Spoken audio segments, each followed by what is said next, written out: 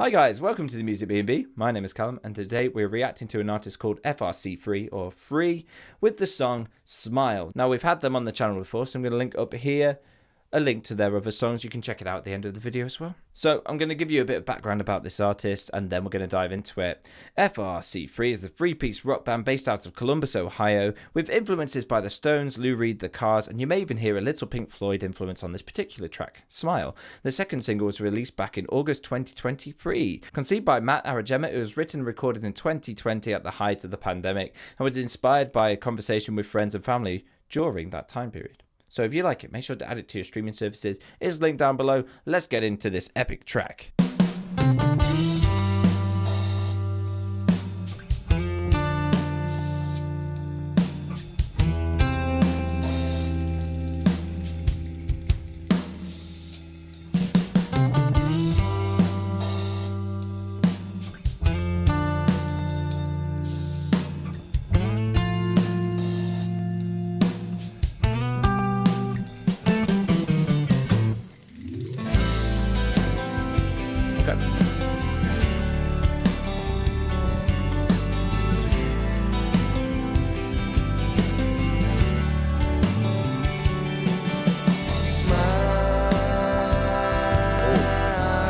Lovely harmonies there, liking it.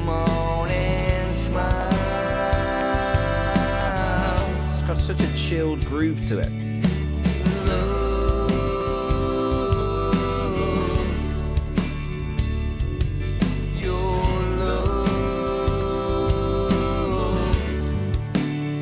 I'm wondering where it's going. Is this nice and calm? Is it going to be like this throughout?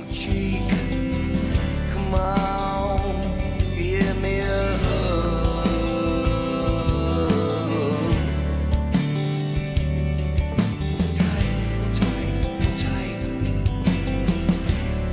feel quite Pink Floyd-esque in its feel to me so far. It's got that kind of like almost Space Odyssey-esque vibe to it, like travel through space. That's what I feel.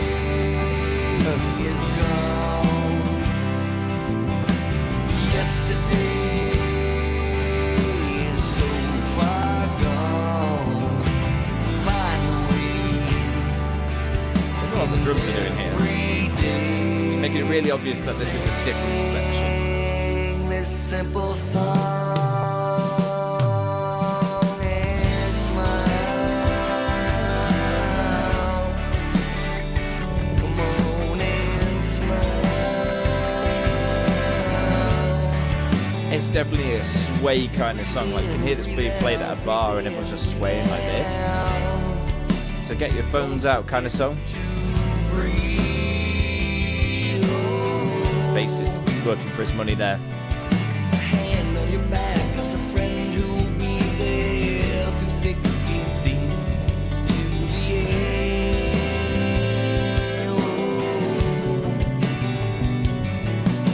Smile. Come on and smile. It's definitely got that like slow progression of those bands of that time, such as Pink Floyd. Cars. I've been there too.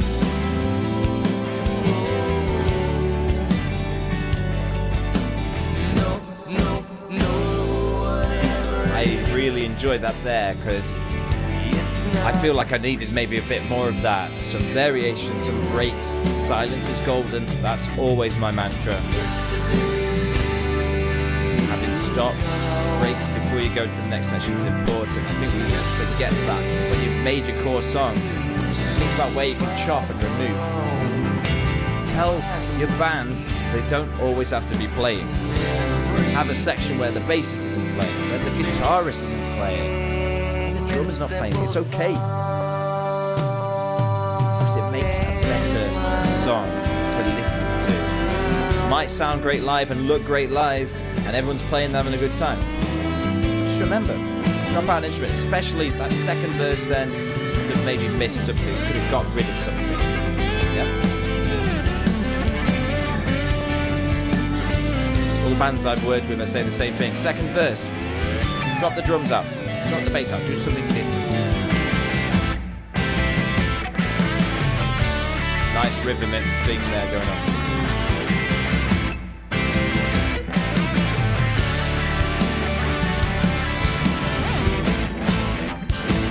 Yeah, all this kind of stuff. Wish I'd had a little bit more teasing of it in the earlier bit. I get that it's nice, slow, chill progression. We built this amazing bit here, but that was gorgeous. Good job there.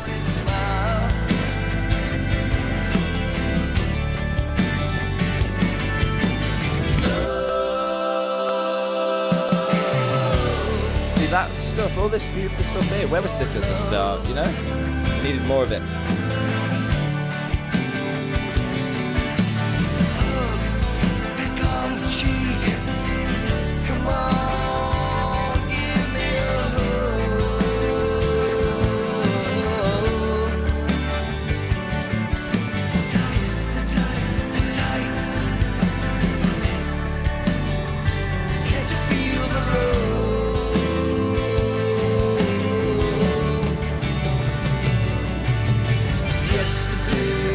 Towards the end here, some pushing of the vocals, getting really powerful. That was a powerful section.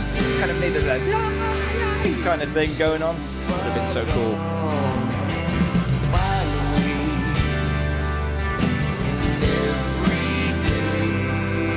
Sing this simple song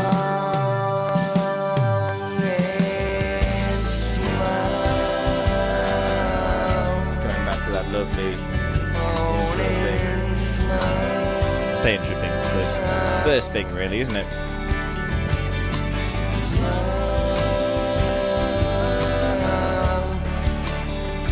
Come on and smile.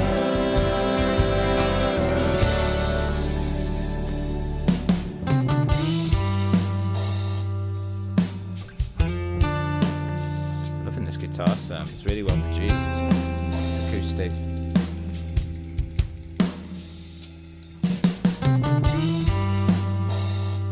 Question is, did we need this at the end?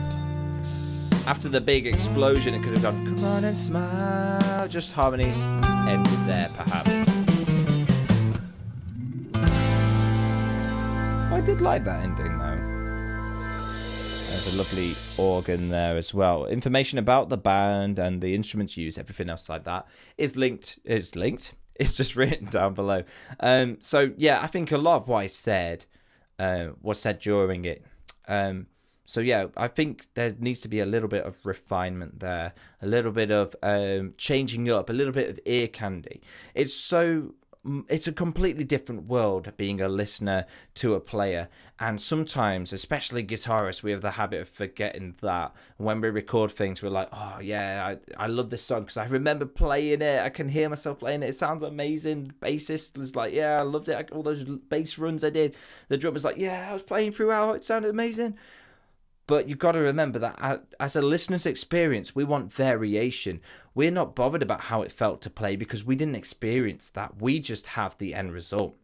We don't even have the feeling of what it was like to record it and to watch the recording process. We just get the end result. And that's why variation is so important when writing a song. So once the band have played it and you've played it through many times, you practiced it, do a rough recording, sit down and think, what could we remove? What could we get rid of? Have your instrumentalist sat there doing nothing, because sitting there and doing nothing can be more powerful than playing.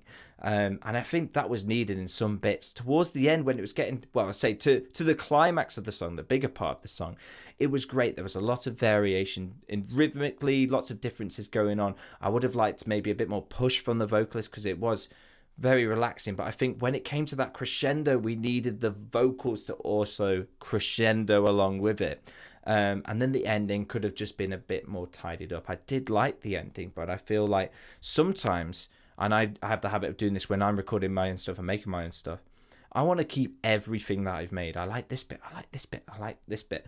For a listener's experience, perhaps we don't need all of that. Maybe listening to it live, we can have all the extra excess stuff, the live version, the more fleshed out version for the fans. But in terms of just for a listener's experience, condense it, refine it, remove things, vary things, and you get a really interesting track then. So yeah, I loved it. It's definitely sounding great, and it harks back to those old vibes, and the days when people could listen to a Pink Floyd LP without losing their attention halfway through. Now we live in this TikTok world where everything's just super fast and accessible. Maybe it's my social media addled brain that maybe wanted more, but yeah, I feel like what I said, yeah, it was honest, it was open, and I think maybe important for me to say. I felt it was. But yeah, let me know in the comments. Do you agree? Do you disagree? Do you like it how it was? Let me know. Let me know. I'm a millennium, so I have very different opinions, let's say, to someone from a different generation. Yeah. So guys, if you liked it, make sure to add it to your streaming services. It's linked down below. And remember, in a world where everyone wants to be heard and no one's doing the listening, be the one that does the listening. Goodbye, I guess.